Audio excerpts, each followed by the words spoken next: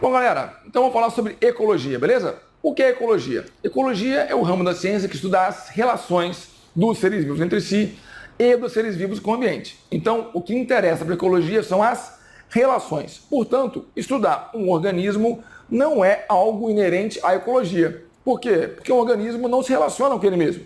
Então, para a ecologia, o que interessa inicialmente é a população. Por quê? O que é população? É um conjunto de indivíduos da mesma espécie que vivem numa mesma região. Então, população, mesma espécie, mesma região. Entre esses seres existem relações. As relações aqui são relações intraespecíficas, porque são membros da mesma espécie. Mas numa região, eu nunca encontro uma única espécie. Eu vou encontrar mais de uma espécie. E o conjunto dos indivíduos, portanto, das populações que vivem numa única região, eu chamo de comunidade biológica. Opa, tá aqui. Aqui, ó, a comunidade biológica ou biocenose.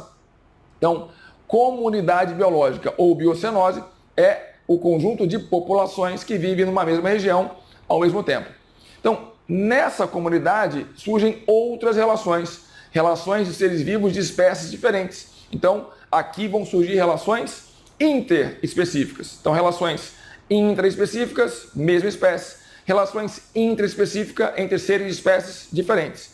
Tá, mas aqui só tem relações dos seres vivos. E o ambiente? Tá, os fatores ambientais ou fatores abióticos ou biótopo vai interagir com a comunidade. E aí então, quando eu faço essa análise da comunidade, biocenose, mais os fatores abióticos, biótopo, eu tenho o conceito fundamental, o elemento básico de estudo da ecologia, que é o ecossistema.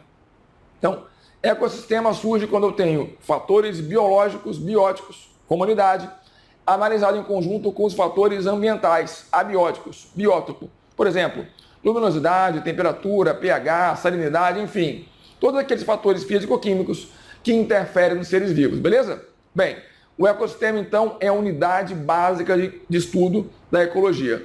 Se eu juntar todos os ecossistemas do planeta, eu formo a biosfera. Então, a biosfera é essa camada toda viva onde encontro seres vivos no planeta Terra. Cuidado, biosfera não é sinônimo de planeta Terra, porque algumas regiões, como o núcleo da Terra, não tem seres vivos, não tem ecossistema, portanto, não fazem parte do biótopo, ok?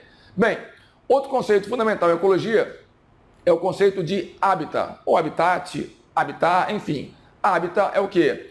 É o local específico em que uma espécie pode ser encontrada. É o lugar que a espécie vive. Então, quanto mais precisa for a minha descrição, melhor. Então, eu posso falar, por exemplo, que o hábitat de um animal é a Mata Atlântica. Ok. Mas eu posso ser mais preciso. É a Mata Atlântica da região sudeste. Então, quanto mais preciso for, melhor. Importante é, hábitat é o lugar em que a espécie vive. E nicho ecológico. Nicho ecológico é o modo como essa espécie se comporta dentro daquele ecossistema. Então, se ela é carnívora, se ela é herbívora, isso tem a ver com o seu nicho ecológico. Se ela é arborícola, isso tem a ver com o seu nicho ecológico. Então, hábitat é a região específica em que a espécie vive. Nicho ecológico é o modo como a espécie se comporta, é como ela atua naquele ambiente. Certo? Então, essas são as ideias, os conceitos básicos de ecologia. Mas pensa bem, se ecologia é a ciência que estuda as relações dos seres vivos entre si e com o ambiente, qual é o fator fundamental que desencadeia relações entre seres vivos? Bem, na verdade são dois fatores. Primeiro, a sobrevivência. Segundo, a reprodução. Então, em termos de sobrevivência, um fator fundamental é a condição, a capacidade de obtenção de alimento, porque o alimento é fonte de energia. Então, surge aqui um conceito fundamental, a transferência de matéria e energia entre os seres vivos. Então, surge aqui uma ideia que a gente chama de cadeia alimentar. Bem, e o que é uma cadeia alimentar? Cadeia alimentar é uma sequência de seres vivos em que há uma transferência de matéria e energia por meio da alimentação, daí o nome cadeia alimentar. Então, a espécie ou o indivíduo que ocupa um nível posterior se alimenta do nível anterior, obtendo assim matéria orgânica rica em energia. Então, a ideia é transferência de matéria e energia, sendo que a energia está na matéria. Mas de onde vem essa energia? Bem, a energia vai ser incorporada por um grupo de seres vivos que eu chamo de produtores. Os produtores têm como característica o fato de serem autótrofos, ou seja, produzem matéria orgânica rica em energia a partir de matéria inorgânica e energia obtidas do meio. Quais são os processos autotróficos? Fotossíntese, quimiossíntese.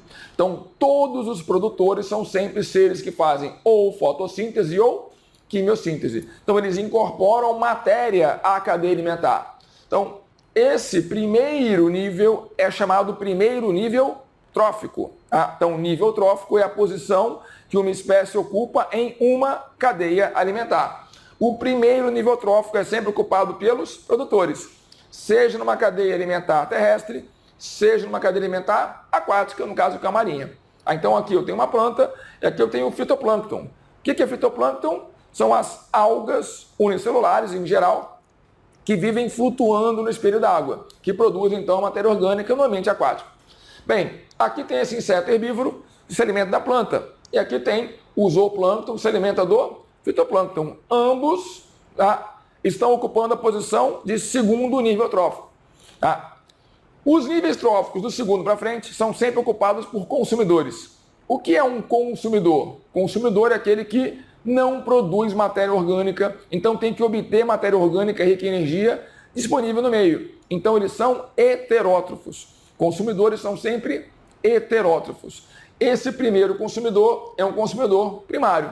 Então, como ele se alimenta da planta, aqui ele é um herbívoro. O segundo nível de consumidores é o nível dos consumidores secundários, que vai ser o animal carnívoro. Depois, consumidores terciários e assim sucessivamente. Então, produtor, primeiro nível trófico. Consumidor primário, segundo nível trófico. Consumidor secundário, terceiro nível trófico e por aí vai.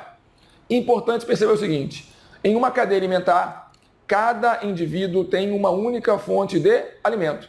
Então, eu devo considerar que esse inseto se alimenta apenas dessa planta, que esse mamífero aqui se alimenta apenas desse inseto, a cobra desse ratinho, por aí vai. De modo que, não havendo outra fonte possível de alimento, a extração, a retirada de um dos elementos da cadeia vai causar um dano para toda a cadeia. Vamos ver? Então, se essa cobra se alimenta apenas desse rato, dessa espécie de rato, a remoção desse rato da cadeia implica na falta de alimento para essa cobra. Portanto, elas morrem de fome. Se a águia se alimenta da cobra, não tendo mais cobra, morre de fome.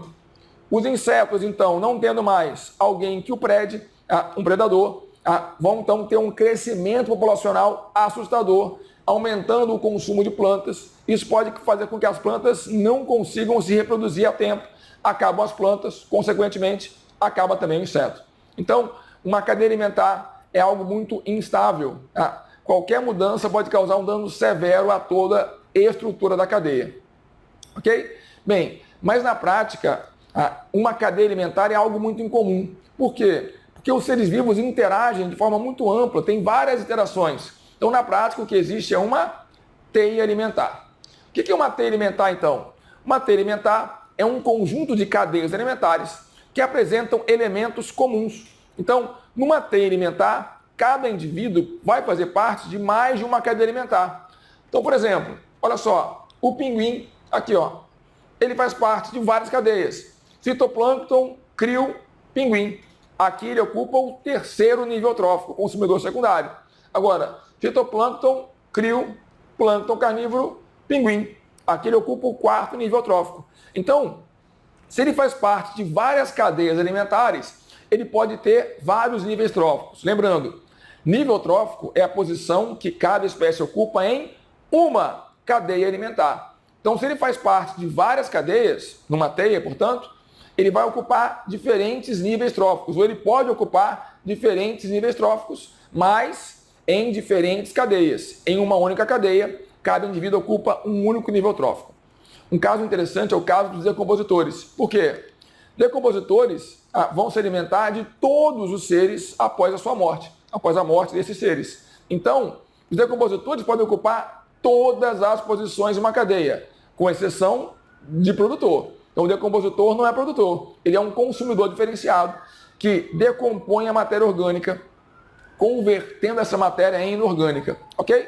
Então, como o decompositor faz parte de várias cadeias, na verdade, quando ele entra, o mecanismo se torna uma teia. Mas se eu pegar cada cadeia específica da qual o decompositor faz parte, aí ele vai ocupar sempre a última posição naquela cadeia específica. Ok? Tranquilo?